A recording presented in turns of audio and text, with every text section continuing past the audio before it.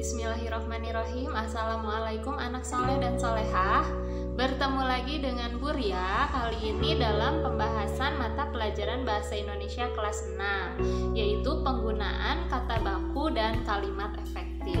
Siap ya?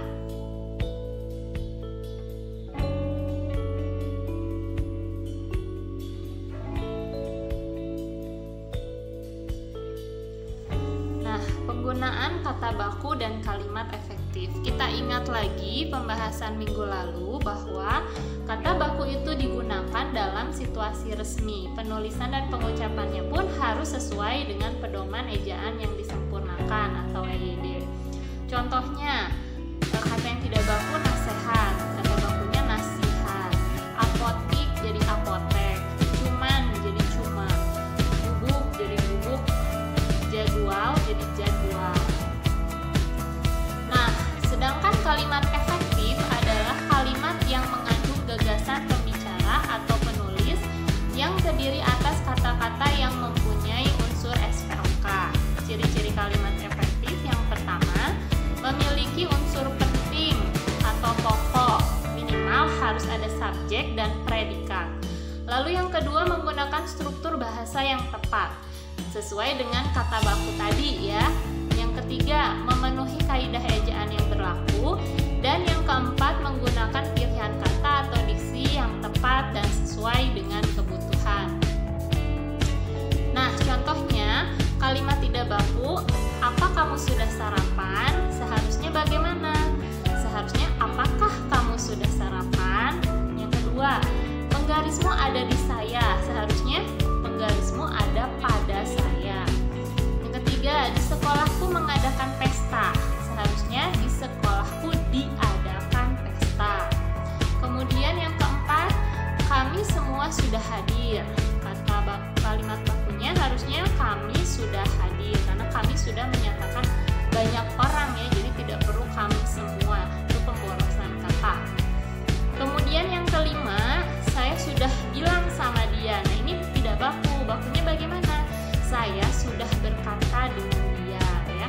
Kemudian 6, emangnya ini bini Mukidi. Nah, seharusnya apakah itu bini Mukidi? Nah, ketujuh, kami sudah baca suratmu. Seharusnya suratmu sudah kami baca. Nah, itu ya. Jadi, diperhatikan lagi penggunaan kata baku dan juga kalimatnya harus efektif. Baik, kita lihat selanjutnya. Nah, mari sekarang kita perhatikan pembahasan tugas minggu lalu. Karena minggu lalu itu banyak sekali yang masih kurang tepat dalam menjawab tugas-tugasnya ya. Minggu lalu ada sebuah teks yang berjudul Pertempuran Surabaya. Nah, berdasarkan teks tersebut, istilah peta pikirannya, pertanyaannya berupa kalimat tanya sesuai dengan yang sudah diajarkan, dan jawabannya berupa kalimat efektif. Ingat tadi ciri-ciri kalimat efektif ya. Nah, Ibu akan bahas satu persatu. Nah, di kata tanya apa? Di sini pertanyaannya, peristiwa apa yang terjadi pada tanggal 27 sampai 30 Oktober 1945. Nah, ini ingat apa itu menanyakan peristiwa apa dalam teks itu ya. Kemudian di belakangnya harus ada tanda tanya ya. Ini kalimat tanyanya, dan jawabannya harus berupa kalimat efektif. Harus ada minimal subjek dan predikat, dan pemilihan bahasanya harus tepat. Jadi ada yang menjawab peristiwa apa yang terjadi pada tanggal 27 sampai 30 Oktober 1945. Jawabannya pertempuran Surabaya. Singkat. Nah, itu bukan kalimat efektif. Yang Ibu harapkan jawaban berupa kalimat efektif itu seperti ini. Kita ulang lagi dengan kalimat sempurna. Lihat. Peristiwa yang terjadi pada tanggal 27 sampai 30 Oktober 1945 adalah kontak senjata antara para pemuda Indonesia dengan pasukan Inggris di Surabaya. Nah, itu baru kalimat yang efektif.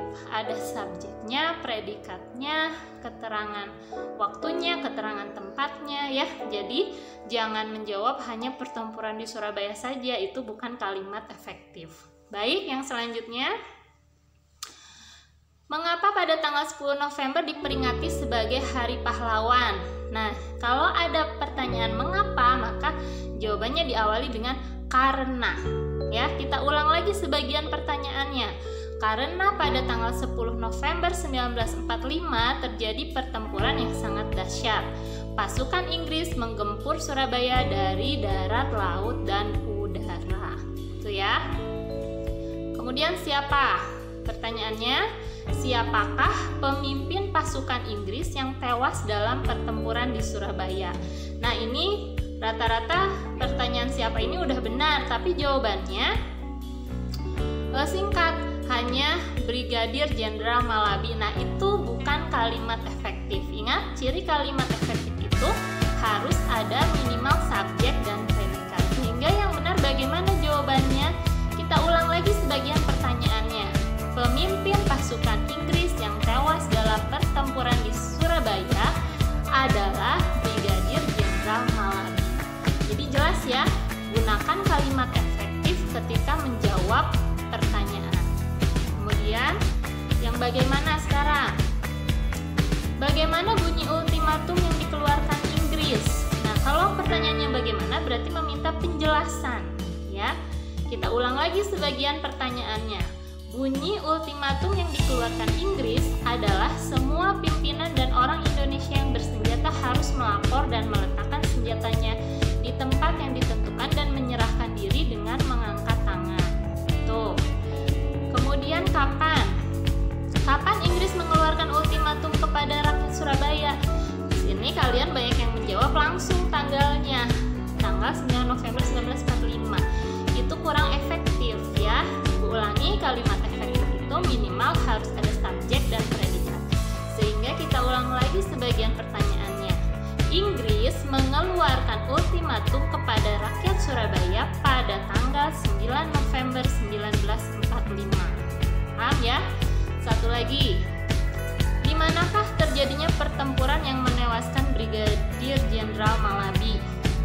Banyak yang menjawab di Surabaya. Itu kurang efektif. Kalimat yang efektifnya, pertempuran yang menewaskan Brigadir Malabi terjadi di Surabaya. Paham? Jadi ketika menjawab pertanyaan, gunakan kalimat yang efektif ya. Itu.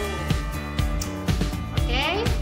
Nah, demikian pembahasan mengenai penerapan kata baku dan kalimat efektif. Sekarang silahkan dicoba kembali menerapkan kata baku dan kalimat efektif pada tugas berikut. Ibu harap tugas yang sekarang kalian sudah paham dan sudah bisa menerapkan kalimat efektif dan kata baku dengan tepat. Ya, jangan sampai salah lagi. Mana tugasnya? Nah, di sini ada teks, ya. Teksnya berjudul Sang Saka Merah Putih. Silahkan oleh kalian dibaca, kemudian isi peta pikiran berdasarkan bacaan tersebut, tulis pertanyaannya dalam bentuk kata tanya dan jawabannya dalam bentuk kalimat efektif. Paham ya, seperti tadi. Dan ini ada tambahan satu lagi, yaitu kembangkan informasi pentingmu ke dalam tulisan dengan menggunakan kata baku dan kalimat efektif. Setelah kalian membaca informasi penting apa dalam teks tersebut, silahkan ditulis kembali, tapi dengan menggunakan kalimat efektif dan kosakata baku. Oke, segitu saja pembahasan dari Ibu. Semoga dengan pembahasan ini kalian menjadi lebih memahami lagi ya. Terima kasih perhatiannya. Wassalam.